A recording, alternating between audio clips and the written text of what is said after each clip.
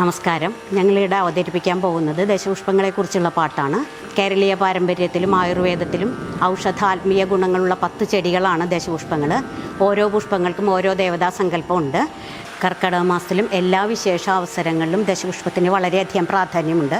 ഒന്നാമതായി കറുകയുടെ ദേവത ആദിത്യനാണ്.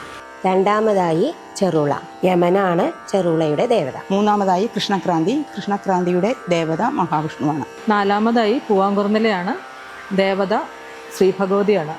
അഞ്ചാമതായി മുയൽച്ചെവിയനാണ്, പരമശിവനാണ് മുയൽച്ചെവിയൻ്റെ ദേവത. ദശപുഷ്പങ്ങളിൽ 6ാമത് മുക്കുറ്റിയാണ്, പാർവതി ദേവിയാണ് ദേവത. ഏഴാമതായി കയ്യുണ്യം, വരുണനാണ് കയ്യുണ്യത്തിൻ്റെ ദേവത. എട്ടാമതായി നിലപ്പന, കാമദേവനാണ് നിലപ്പനയുടെ ദേവത. ഒമ്പതാമതായി ഉഴിഞ്ഞയാണ്, ഇന്ദ്രനാണ് ഉഴിഞ്ഞയുടെ ദേവത. 10ാമതായി വരുന്നത് തിരുതാളിയാണ്, ദേവത കൃഷ്ണനാണ്.